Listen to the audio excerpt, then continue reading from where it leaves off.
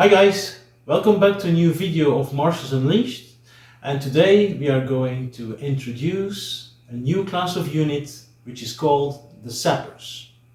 Now, with the introduction of the sappers, obviously we need a map. So which better map could be used as the map of Charleroi? Yeah. Now, during the 100 Days campaign, Charleroi was one of the key cities Napoleon had to take in order to advance his army and to make sure his supply lines were perfectly intact as the campaign was building up. Now, Charleroi at the time was a citadel with huge fortifications of wall. The city was protected by obviously the river, the Sambre, which divided the two territories. And on the other side, we see an advanced fortification as well, surrounded with walls. Yeah, so this was a very, very difficult city to take. At the time, it was protected by a small portion of the Prussians. Yeah, so Napoleon had to clean up first Charleroi in order to advance towards Brussels. Charleroi was one of the main key positions during that campaign. Okay. Now, as you can see, the city is perfectly protected by water on every side. Yeah, so you need a unit in order to build bridges. So in those times, they built pontoon bridges. Which unit is able to build pontoon bridges are the sappers, which were part of the engineering corps. Okay. Now, we introduced the sappers as the 11th class unit in the game. Yeah, so in this video we're going to show you how to use it, obviously how to build it, how you can have the advantage of using the sappers in different situations. Okay, now let's see the map. Obviously, if you play the map, the French are deployed in the first two battle zones in this square, and the defenders can deploy in the first two battle zones, including the city itself and the advanced fortification. So you can use the heights as well to place your artillery in order to gain advantage in range. Yeah, and you can prepare your defenses as the Prussians or whatever nation you're going to play across the map in the first two squares, including the city and the advanced position. As the French, they can use the whole line of the map on the other side, and they deploy in the first two battle zones. Yeah, so obviously the city is divided by the river. It's important in when you play the game is that you make a very good battle plan. Where are you intending to build or to cross your army, or build several bridges in order to cross it? So one construction on this side or on this side could be just a diversion. Yeah. Now, when you download the sappers unit, they come with 8 units, and you're able to build at least 4 bridges. Yeah. So it's very important that you think in advance. What is your plan? How are you going to take control of the city and take it eventually? Okay. Are you going to use first a bombardment? Yeah. Are you going to create a diversion? Yeah, in order to diffuse the enemy where you're going to perform your main attack. So this map is really a challenge for both sides, because the defenders also have to anticipate where is the main attack coming. Is it going to be one side, several sides? And as the attacker, yeah, you have to be sure, okay, this is what I'm going to do, and this is how I'm going to manipulate the brain of the defending commander. Okay, so this map is really a challenge. Now let's have a look at the sappers itself. Now sappers, they have very characteristic uniforms. Yeah, what is obviously yeah, it's the big axe, obviously, to cut woods and so on, to break through barricades and through wooden doors and so on. Yeah, and they also have a leather skirt. Yeah, just a little skirt rope to protect them from splinters and so on. Yeah, in the Napoleonic army, most of the sapper units had a very long beard, and they were very impressive to see, and they were, yeah, most of the time more marching in front of the column, and it's really amazing to see them for real. Yeah, so this is a little bit the background of the unit. Now, if you download the unit, you have 8 different sapper units, yeah, per nation. And you're able to build as well 4 pontoon bridges, and next to the pontoon bridges you can build more stuff. What else can you build with the sappers? You can build pontoon bridges, obviously, to create crossings, but you can also build fortifications like wooden palisades and like sandbag walls in order to protect your artillery, or in order to block a road, to block an entrance. Yeah, it's also possible. So there's 3 elements you can create: the pontoon bridges, the wooden fences, and the sandbag walls. Yeah? Now, how are you going to create it? We're going to show you in this video. Have a look.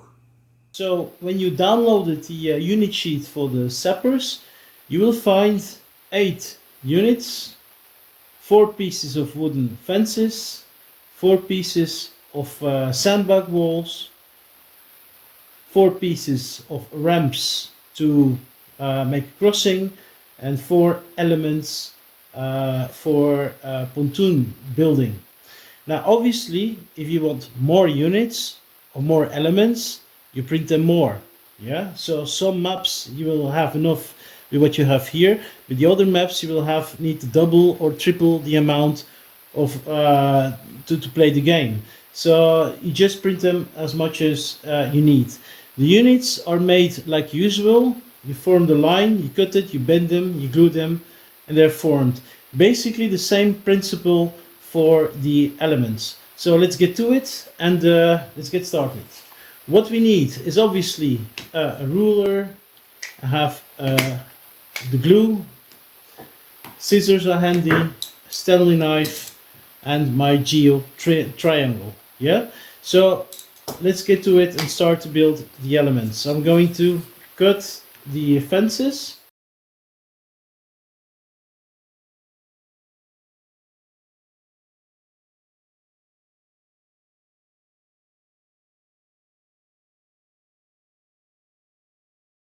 I'm going to bend them.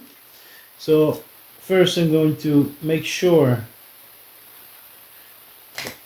I take my triangle,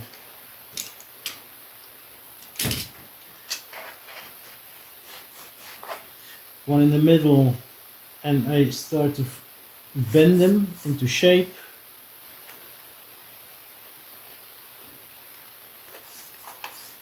Okay, like this. Then I turn them over and I start to bend them again in the right side where you need to fold them into shape.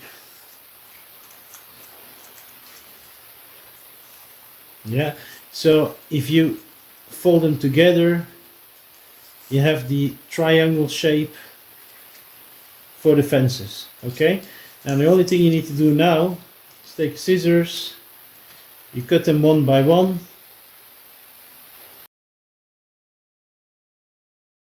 and then you glue them. It's pretty easy. Okay, you fold them together, you make sure they're in the proper shape. There you have your first fence. So as you can see, it's pretty easy to make, and there you have it, 1, 2, 3 and 4. So it's pretty easy. Okay, so this is how the it works for the wooden fences. Now we have the sandbag walls. They are not triangle shaped, but they are square shaped. So it's the same principle again. We start by folding the lines, bending the lines.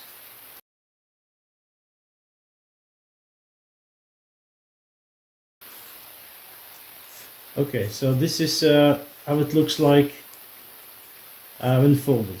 Yeah, so now you make sure you're going to glue it again. Glue it very well.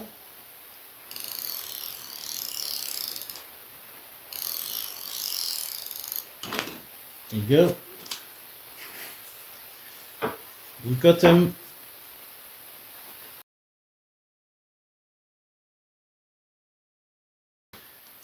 And then you start to fold them.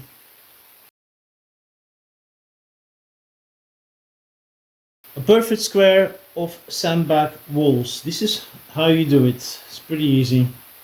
Okay, now we're going to do the pontoon bridges and the elements. These are the ramps to get on and to get off, and these are the elements to put them in line. Yeah? So for each element you place or you build, you need one turn. Okay? So let's get to it. Simply cut them out of their prints.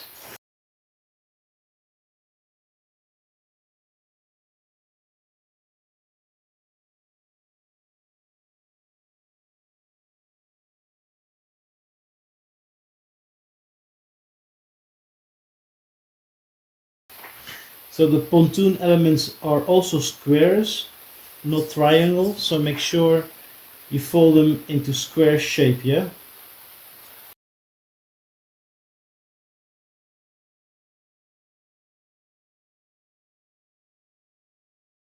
Okay, so when it's folded, you can see it's a square shape, yeah?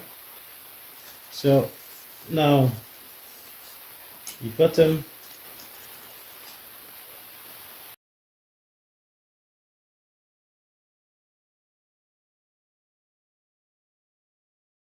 You're gonna glue them.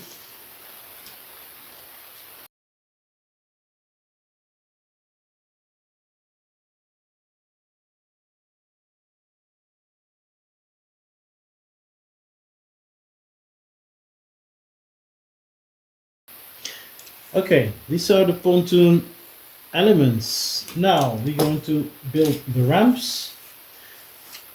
Same story, you cut them out.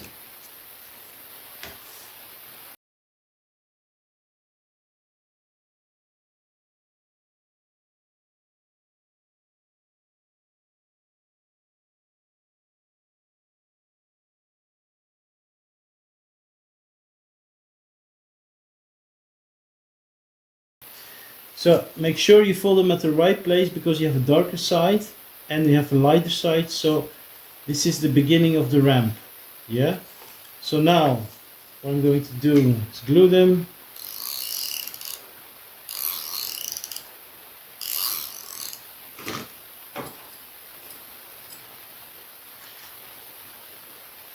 You cut them.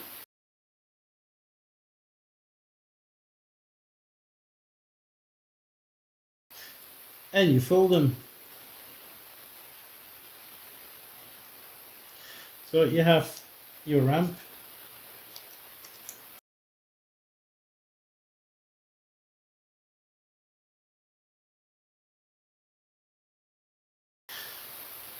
Okay, so you have everything complete now to build your pontoon bridge. You have the first part, you have the elements,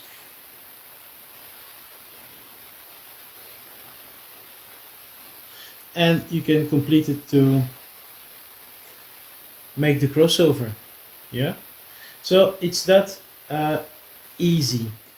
Okay, now once you build the units, how are you going to play them in battle? Now, the principle is very simple. You know, every map has the small squares. This is called the engagement squares. And you have the big squares. This is called the battle zone. Now, in order for a sapper to build a bridge, the sapper needs to be in the same battle zone where you are intending to build the bridge. Now, every turn you can add an element, whether it is a wooden palisade, yeah, whether it's, for example, a sandbag, yeah. In this case, we are going to build a bridge. So the bridge is starting obviously with the first part, the ramp. Yeah, this is the first part. With the ramp, After another turn, you can add another element, which is the pontoon bridge itself. As you can see, you need another pontoon bridge to complete the crossover, yeah, and you need another one, the ramp, to reach the other side, so troops can cross from one side to the other.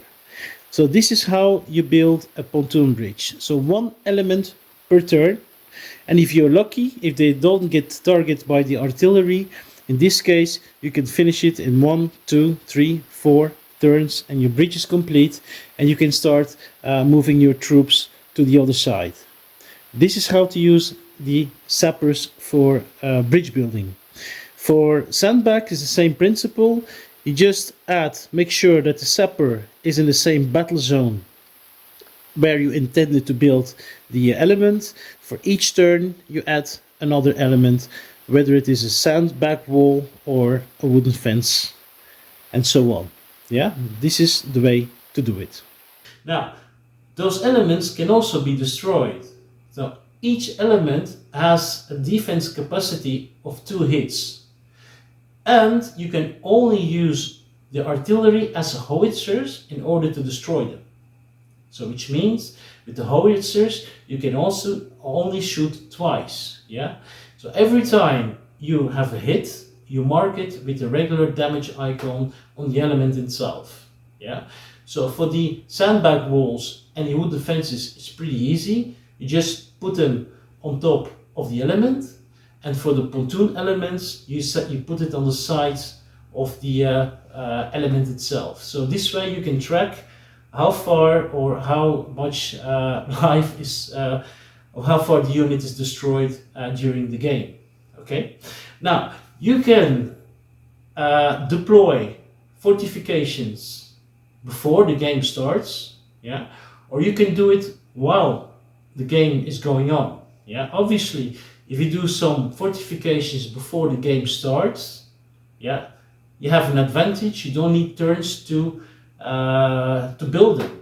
But this only counts for fortifications like sandbag walls and the wooden fences. Pontoon bridges needs to be built during the game. Yeah. Now, on the other hand, if you are the defending commander and you decide to build your fortification up front, which means if the attacker is going to the other side, your fortifications would basically be useless. So my advice is build them during the game as you see what is developing in front of you of the map during the battle. Okay? Now, also on the map, obviously we have the different key points. This is in the city. You can play to capture the key points, or you can play just to conquer the whole city as it is. Yeah. Now, historically, you can play a 2 versus 1 situation, scale. So the French had the superior minority against the Prussians. So a 2 versus 1 situation would reflect pretty well the historical order of battle. The units you can deploy, it's up to you. Obviously, the Prussians were not that strong. They had a lot of Landwehr units, Landwehr Jäger, and so on. So for the French, yeah, it's deploying the units you see fit in order to win the battle. Yeah. So the French obviously is a disadvantage because they have to build several bridges to make the crossing. For the defending party is waiting where is going to be the main attack and try to repel them as long as you can and try to hold, and eventually maybe have a victory, because artillery is going to be a very crucial piece of equipment in this battle. Yeah, so this was a little introduction, or the introduction of the sappers. I hope you enjoyed them. The units will be downloadable soon. Most of them are already online by this time, and yeah, I would say enjoy it, try it out, and put in the comments what you think about the units and how you apply them into battle. Yeah, so have fun and see you on the next video. Bye.